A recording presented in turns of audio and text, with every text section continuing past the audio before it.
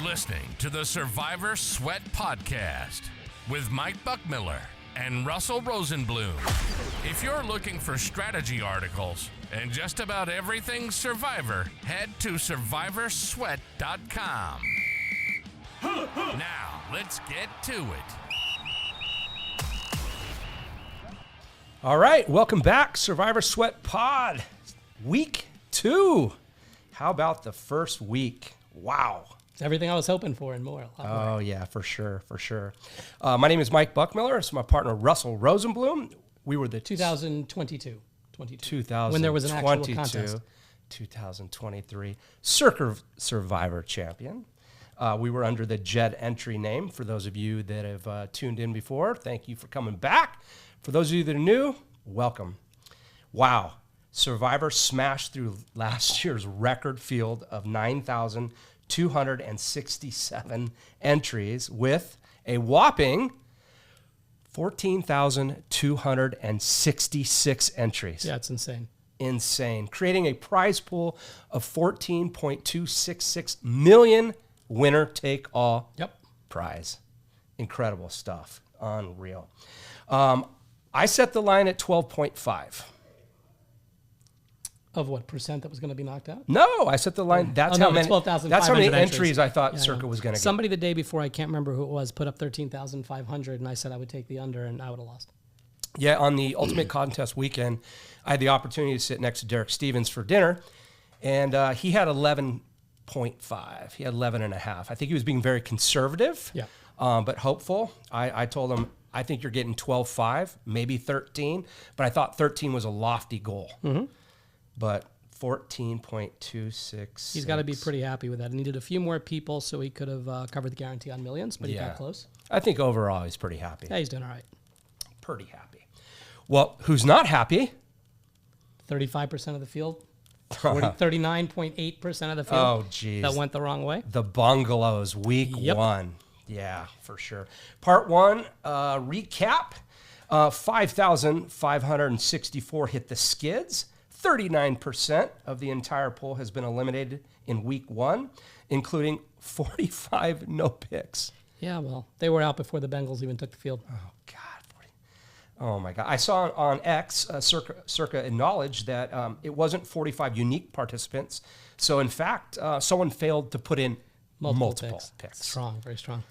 I hope they got drink tickets when they bought in. Oh, yeah. Get a proxy for crying out loud.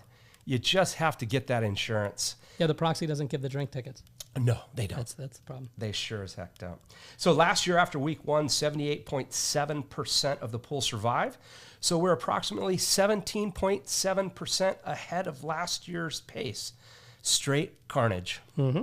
And it's funny because the Bengals alone were about 35%. Yeah. And then you would think with a couple of other favorites losing, you would have broken 40. But even it was so heavily concentrated on the Bengals and then a few on the Falcons. Yeah. And then after that, everything was like onesie-twosies. Like a lot of them weren't even 1% of the losers. Yeah, I mean, talk about surprise. What was your biggest surprise of the weekend?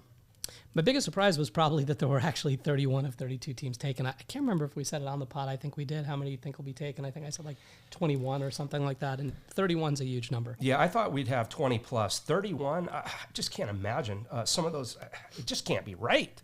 It can't be right selecting 31 teams, but, you know. And the Giants were one of those teams. And the Patriots were another one of those teams. Yes, those guys are geniuses. Yeah, they are. The Patriots are. The Giants not so much. Wasn't us. Definitely wasn't us. No.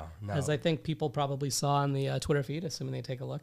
We have a lot of picks. We have partners in our picks, and we're helping. So it's a whole group of them. So, but the majority of our picks were on Buffalo, and then we kind of at the last minute.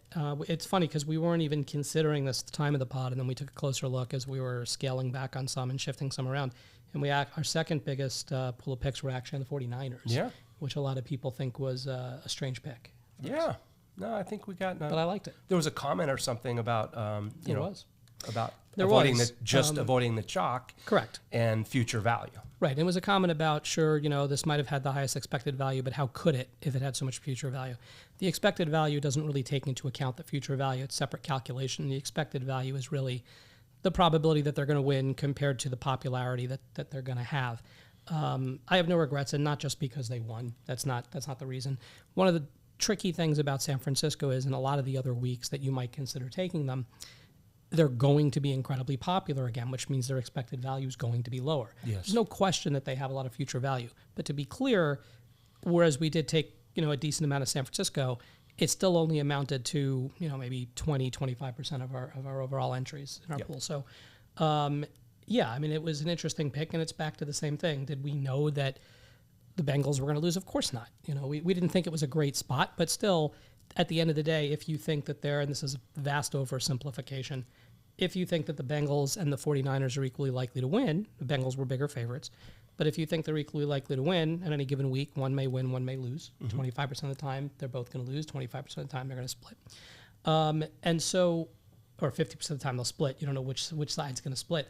But for the time San Francisco wins and the Bengals lose, we pick up ground on 35% of the field. For the time that's flipped and the 49ers lose and the Bengals win, they pick up ground on, 1 or 2% of the field? Correct. Right? So we're picking up a lot of value when those events happen. Yeah, we're not trying to place in this contest. We're trying to win this contest. Correct. And as they alluded to, somebody, the same commenter, which is fine. I totally understand the comments, not offended. It's all good. That we're just trying to avoid the favorites and, then we'll just be knocked out in week 10.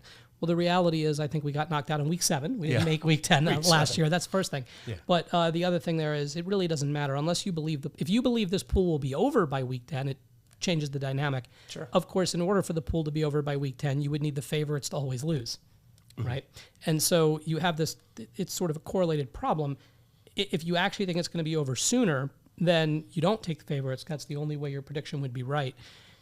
In theory, we all believe it's probably going to week 20 now, probably forever. Although this year with Christmas, you never know. Yeah, the bottleneck's going to cause major issues. But if you think it's going to go to week 20, you can make an argument that maybe you should be a little bit more chalky because you're going to have to win all these games.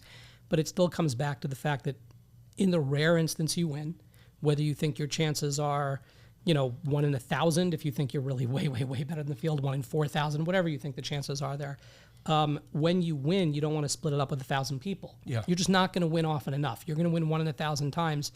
You're not going to win 1 in 1,000 times, but I'm just picking that as a number. If you're going to win 1 in 1,000 times, you want to make sure the times you win, you're not splitting it at all. You're splitting with 4 people, not splitting it with 100. Because at the end of the day, the game is trying to make money, not just trying to make it to the end. Absolutely. Absolutely. So in week 1, we took over the Twitter handle at 4:00 on Survivor Sweat. And, we tried to find out where the public's going to be and then move our picks to try to find value and try to pick up percentage and ground, as Russ stated. And so we anticipated 35 to 45% on the Bengals. We were a tick high. We were off. We were way off. It was 34.9 or 34.8 or something. Exactly. With the Bills and Seahawks trailing in the 14 to 20% range. Now, we were a little surprised that Seattle had more than we expected. Yep. And we thought that the fact that they were involved in one of those special weeks might bring down some of those percentages. But, hey, they were out there. The Saints were not too far behind at 10%.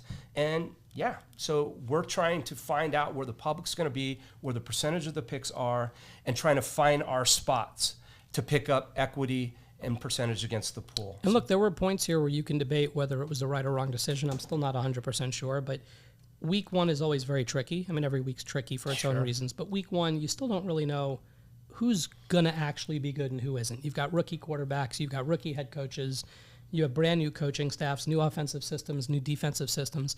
It's just really, really difficult to know. And so, we last year, we had a disaster. I mean, it was week 1, Denver, it just crushed us. And so this year, yes, we very consciously took positions on the Bills. We knew we had a rough idea where the Bills would shake out. I think we had them at 11 or 14%, something like that was what we estimated. And it was right around there, and we intentionally had, say 30% of our entries in the Bills. So we know, for those of you that trade stocks, we're long Bills, right? Yeah. We're short Bengals. We want the Bengals to lose, even if we have a couple of picks on them as a hedge. It wasn't much. But at the end of the day, we then took we actually spread our pick. We had probably 7 different teams or something like that. But for some of these teams, we weren't trying to really gain equity. If we estimated that 5% of the field was going to have them, we took 5% of our entries. we don't have 100 entries exactly to get, it's hard to get exactly 5%, but we might take 5%. If we thought 7% would take them, we might take 7%, because the goal was, we are really trying to get out of this week with some of these entries until we can figure out who's good. And we didn't want to spot. We like San Francisco a lot this week. We weren't going to put all of our entries on San Francisco. No. One, if they lose, it's a disaster. But two, even when they win, you're right, we might want them in the future. Now we have them in the future on different entries anyway. Let's be honest. When we found out McCaffrey was out, That was kind of we wanted less. That was kind of. But I give, again, as you said to me, I got to give the books credit. The lines barely moved. Yeah. After that, like they barely moved. Yeah. And I think that I don't think we know how good or bad the Jets are yet. I really don't. I don't think it's fair analysis after this one game.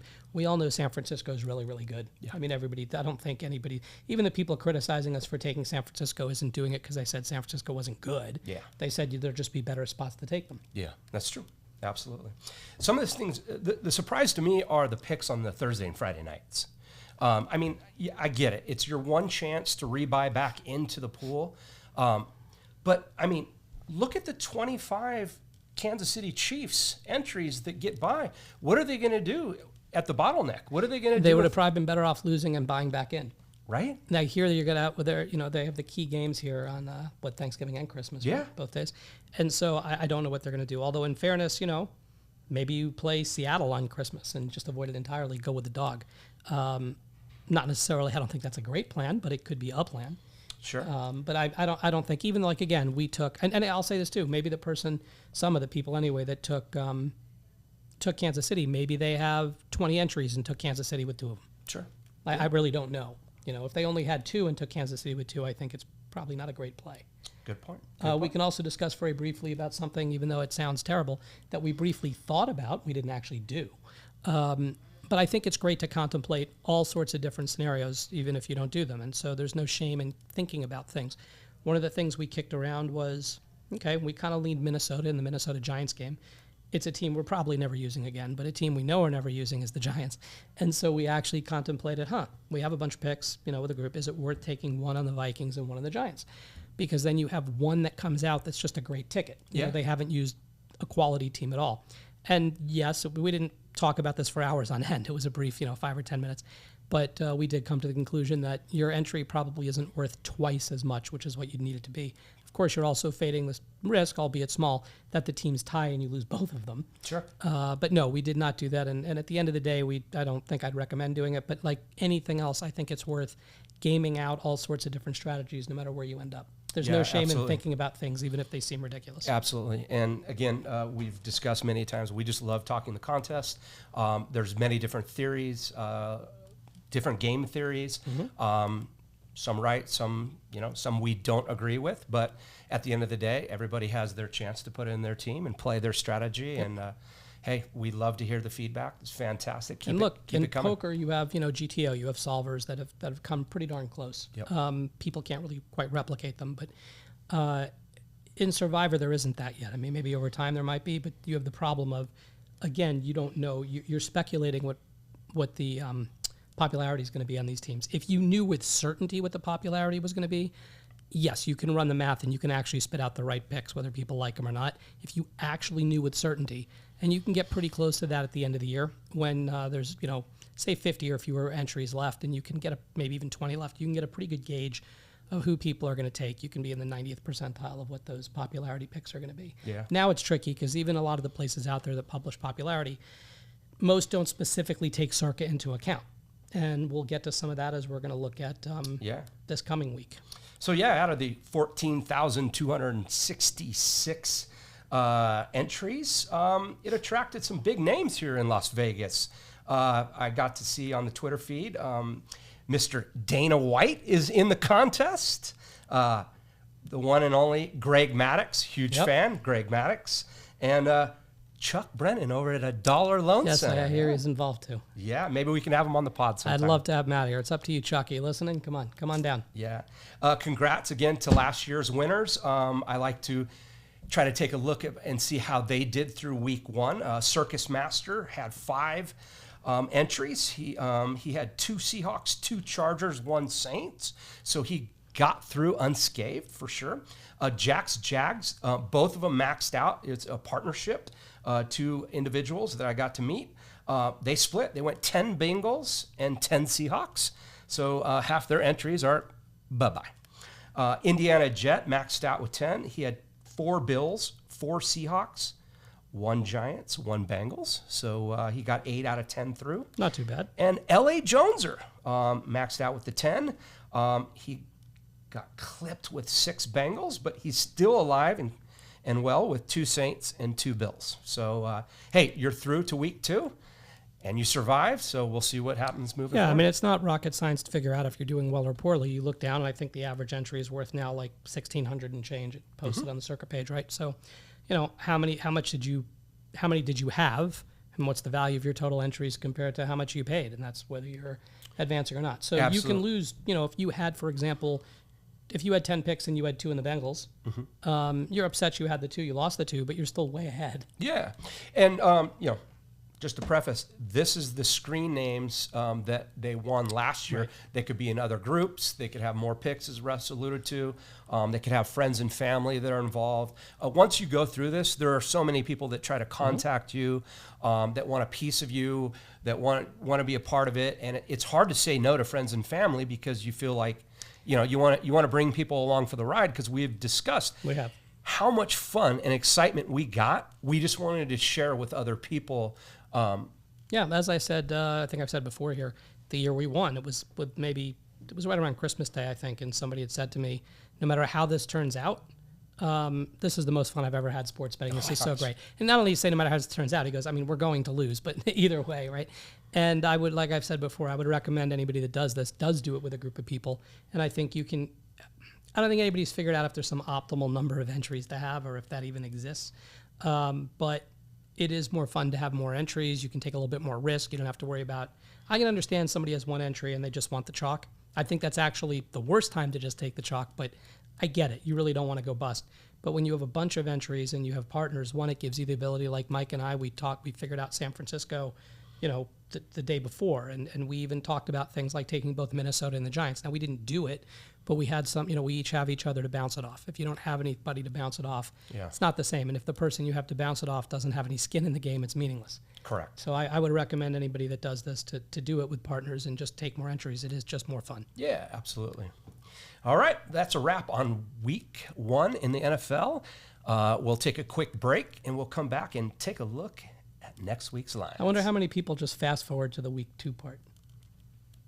Who knows? Somebody's got to figure that out for me. All right, let's take a break. Yep. Missing out on the biggest sports contest of the year just because you're not in Las Vegas? Now there's a solution with Survivor Sweat. Play from anywhere in the Circa Millions, Circa Survivor, or any of the biggest sports contests with America's first secondary marketplace to buy and sell contest entries. Buy an entry in the marketplace and then submit your picks each week into the contest using our preferred proxy partners. Make a deep run in a winner-take-all contest? Sell any piece of your Survivor entry in the Survivor Sweat secondary marketplace. Set your price, stake, and pick control status, and buyers can join the action from anywhere. Buyers can even resell their stake if the entry increases in value. Think of it as an eBay for sports contests. Now's your chance to win over $16 million. To learn more, visit survivorsweat.com and get started today. Okay, we're back. Part 2. Let's look ahead to week 2 lines. Some interesting plays for sure. The current lines at Circa right now for week 2. Ravens -9 versus the Raiders. I believe they have a 80% win rate. You got the Lions -7 versus the Bucks. Texans -6.5 versus the Bears. Eagles -6.5 versus the Falcons. Chargers, Cowboys, Niners, Chiefs, all 6.5 versus the Panthers, Saints, Vikings, and Bengals, respectively. I mean, where do we land? I don't know. It's early. Again, and the guy that hates us over on Twitter can vouch for this. We're probably not going to land very much on Baltimore. It just is what it is. An early projections look at like 33% on Baltimore. I mean, again, it's just like last week. And it doesn't mean we'll have, depending on how many entries we have, maybe we have a couple on them as a hedge if they're the only ones that win, everyone else loses. But it's just not a great spot. It just isn't. I mean, you're better off in a spot where, you know, when your team wins and another one loses, you can make progress. Now, that said, the highest, you know, one of the better plays of the week would normally have been Detroit, but presumptively you're saving them for Thanksgiving. Yeah. Unless you're going to go with a dog or somebody else. Maybe you're going with Dallas, and you don't have to save Detroit. I mean, there are other possibilities there, but that's one of the issues that does come up here. So, maybe we're force-fed a little bit of Baltimore. Detroit has popularity of small, sub 5%. It probably is, I'd say it goes down, but it probably doesn't go down too much from there. Maybe it goes to 2% because people are saving them. Dallas would otherwise have good EV this week too, but you're not going to take them because you're also probably saving them, ironically, for the same week. I guess if you had 2 entries, you could decide to take one Detroit, one Dallas, saving the opposite one for Thanksgiving. You'd have to run the rest of the season, see if it makes sense. And then you're looking down from the EV perspective at Houston, Kansas City you're not going to want to use. You're down to Philly, Indy, Chargers, stuff like that. When you look at overall popularity again, you're probably looking at Baltimore being, it says 33% here. I could see it going up slightly just because you're going to have people that aren't going to use Detroit or Dallas here, right? So, the Chargers are the second most popular, which makes sense because how many times you're going to use the Chargers this year? But you're talking about, again, this week, it looks like you're going to have one team that's incredibly popular, Baltimore at 30 plus, I'd say 30 to 40, somewhere in there. You're going to have the Chargers that are the second most, right around 20. And then everything else drops under 10 in terms of popularity. So, again, you could end up with 25, 35% of the field knocked out if one of those two teams loses, or no more than probably 6%, 7% knocked out if those teams both win. Yeah, but you also have to take in consideration that Baltimore is involved in that bottleneck weekend in Christmas. And I know a lot of people say, you know what, we're going to take a pick, we're going to survive. Yeah. But then all of a sudden you find yourself in week 17 and you got to take a team. What team are you going to save? So, here you got the Ravens, Lions, Texans. Yeah, I don't love Cowboys, the spot. I don't love the spot. Chiefs. Who would? Yeah. I don't love the spot with Baltimore and Houston in Week 17. No. But I don't know which spot I love. I remember there were a couple of really poor spots on Christmas. When you say bottleneck, we always have a bottleneck. But usually you get a couple of games. Dallas is playing at home against some garbage team like the Giants or something. You're not worried about it. But this week, this year you've got what? Baltimore against, was it Houston? Again, are you talking about Christmas? I was looking at 17. Yeah, I was looking at Christmas. So week 17, you got Chiefs at Steelers, right. Ravens at Texans, Seahawks at Bears. Pick a winner. Right. Before the season started, everybody would have taken the Bears. Sure. Now I'm not sure they want to take the Bears anymore. But I don't really know that you want the Ravens either. Yeah. And, a large percentage of the poll took the Seahawks. So we already know that 26% cannot take the Seahawks. Right. So now they got to start thinking about the Texans or the Chiefs. The Steelers don't look like pushovers. Maybe they are. But are you going to use the Chiefs then? Or are you going to use them at Thanksgiving? What are you going to do? So a lot of these games have correlation or correlated with those weekends. And so, you can just push the Ravens this week and just say, hey, we're going to advance. We'll figure it out later. Maybe it'll be over by week 8. Yeah, actually, I should go back and correct. I'd forgotten about the Christmas Day for Baltimore because it wasn't a game I was really hoping to take Baltimore during. But maybe we do take some Baltimore just because we don't want to take them then. But the reality is if a lot of people decide to hold them, this is where Circa gets trickier than some of the other contests. You could see an even bigger spike in the Chargers. The Chargers could be the biggest chalk of the week. I think actually would be an interesting question. I think that the Chargers are going to continue to climb here. Who has more picks, the Chargers or the Ravens this week, will be an interesting question. Yeah, very interesting. You look at the Patriots, you look at the Panthers. Last year there was talk about hunting certain teams such as Arizona, rookie quarterbacks. We got clipped last year against Arizona when we had the Cowboys. So, I don't know if you can follow the Patriots. You're just going to follow the Panthers. So now you got a West Coast team that's going to go to the East Coast. The Panthers looked horrendous, but now they got a home game. I don't know. Did the Chargers look all that great? The Raiders all that bad? I have no idea. It's so early. It's impossible to know. We're going to know more about indirectly a lot of these teams in general just after week 3 because there have been more matchups, but specifically I think you've got Carolina coming to Las Vegas in week 3. And I think that'll be whoever loses that game is it's bad. It's really bad. Yeah. So again, I think you're going to have more on the Chargers than what we currently anticipate, but who knows? So, Ravens, Chargers, probably the the chalk. Which one's going to be higher rate? Who knows? But yeah, hey. I mean, you got downs. Like, I don't think we're looking at this game specifically, but, you know, you can dig down deep and you're looking at like Pittsburgh at Denver. It depends what you think of Denver after last week's game. Yeah. Like, I don't know. We'll have to dig into that too. But there are lots of spots to dig into this week. It'll be an interesting week. Yeah, no, for sure. Well, we're going to see where everybody's going to land and where we're going to land. Make sure to hit up our Survivor Sweat Twitter feed at 4 o'clock on Saturdays. You'll be able to see. We'll try to pinpoint where the percentages of the pool will be. We'll let you know where we're at and go from there. But head over to survivorsweat.com, one-stop shop, all things Circa Survivor Contest. Upload, track your entries. I see on the marketplace over there, there's already 5 entries up. What's the current implied value you mentioned? 1,639. There are people selling pieces, shares. Take a look at it. Might be something for you. For those of you that didn't get involved in the pool or couldn't get to Vegas, this is your chance to get into the greatest contest. You can still come to Vegas. Oh, you can still come to Vegas. And by the way, you said someone did have a question. Didn't they hit you up for a question? Yes. No need to give his name unless it was actually in the Twitter feed. Was the DM? Yeah. So at the Steve Cohen 21, who apparently is not the owner of the Mets. We did take a quick look. It's not. Would be the same great Steve if he Cohen. was. Especially given the question. Unbelievable. Given the question, if he was the owner of the Mets, that'd be unbelievable. Yeah. So at Steve Cohen at 21, great site. Do you charge commissions to the buyer or the seller? Did you say you just want Mets tickets? And he's like, we've got tons and tons of Mets tickets. No, you did reach out and get the answer because he didn't want to be wrong. Seller pays 10% fee to the site. So thank you for asking the question.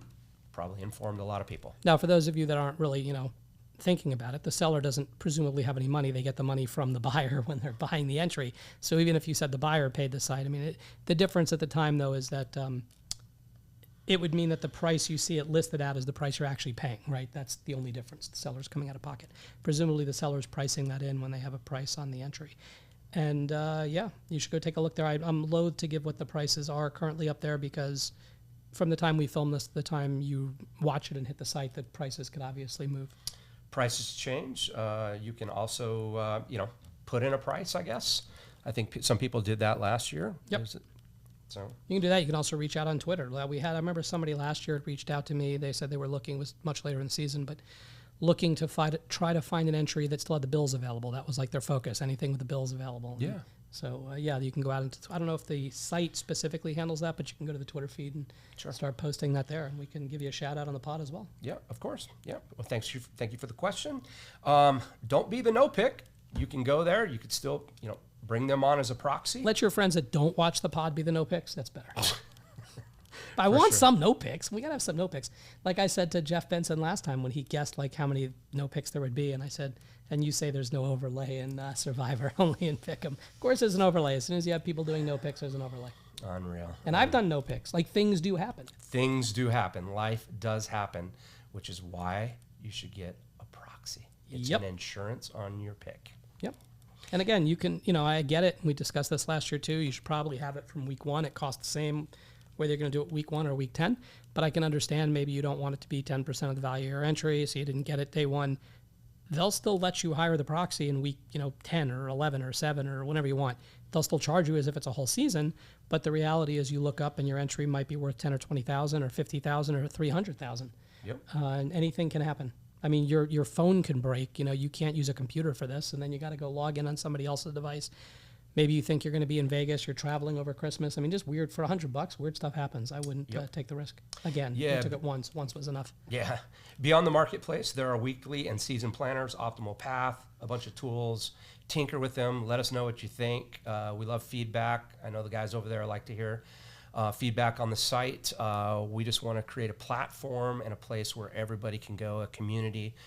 We all love this contest. It's a great place to all land. So, and then one last comment I make here, remember, is we're watching the games this week with a bunch of friends, and we're cheering on the Bills and anti-sweating the Bengals, right? So cheering on the Pats indirectly. And I remember mumbling to myself. I don't remember if I said it out loud or not. I might have. The tequila, it's hard to remember. But man, The one thing the NFL just does us wrong, they make us wait 6 months without this. Like, we got to go 6 months with no football. It was so great to just get out of the house with a bunch of friends and watch the game and just have a really, really good time. It was week 1, first half, and there was already like just a sweat. It was unbelievable. It was so much fun. But like, it's just, I was talking to a doctor the day, and they're, do you get stressed? Are you ever stressed out? And I'm like, I don't know. It depends what you're defining as stress, right? So I'm watching these football games. Of course it's stressful. I'm playing poker. Of course it's stressful, but it's good stress. And it's like, well, what do you do to relieve the stress? I go, I do more of these high stress activities. I make more sports bets. I play more poker, right? And everybody out here is going to be a DJ. No one's watching this thing that doesn't love football or something, right? So everybody here will get it. My wife, maybe less so. Yeah, exactly. And I'm not worried. The chances that she's watching this podcast very, very, very low. Somebody might see this that knows my wife and go, and you don't know what your husband said. You got to watch the podcast. She'll go, no, it's fine. I'm not watching it. She knows you. She'll want a 2-minute window to watch. She knows you're actually on a podcast. It's a fair point. This is a very fair point. All right, hit us up on X at Mike M. Buchmiller or at Russ Rosenblum R. Don't forget to like or subscribe to the pod. And of course, over at survivorsweat.com, let us know what you think. We love bringing some content to you and talking contests. So until next week, we'll see if we're still in. We'll see who else is still in and any more carnage. What do you think we lose this week? What did I say last week? 30% or something? I think I gave a pretty high number and you took an under. I think you said 20. Maybe. And I said I picked the under. You took the under, right? This week, if you ask me to, and I'm just pulling them out of the air. I haven't spent a lot of time in this, but looking at, it's hard to always have the big favorites. This week, I'll say like 12%. It's a good line. Which means the two favorites end up winning, right? Because either one of those could be 25%. But, don't know. I'm going to go with over. I think over is the better bet. I think the Carolina Panthers are going to upset the Chargers. All right. So I guess you're dropping a hint to everybody. You don't think we're going to take a lot of Chargers. Is that what you're saying? Oh, I went out on a limb. Who knows? We'll probably have some Chargers. Who knows? Meanwhile, I'm sorry. I know we're supposed to sign off here. Meanwhile, absolutely, Mike wanted no piece of the Bengals last week. He actually said to me, even forgetting the popularity aspect, he goes, a bad spot for them, I think. The Patriots are going to come out. They're going to play them tough. Then when we look at our millions contest, he's like, oh, yeah, I want to go ahead and lay the 8.5 and take the Bengals. I'm like, what are you talking about? He ultimately did not on his entry, but I'm like, this doesn't make any sense. Anyway, all right. Until signing next week, and get your picks in. Get a proxy, then you don't have to worry about it. Yes. Later. Looking for Survivor strategy articles? Did you lose your last entry on a Survivor contest and wish you could rebuy? Check out our marketplace and you may find what you need. Head over to survivorsweat.com for all things Survivor. And we'll see you next week for the next Survivor Sweat podcast.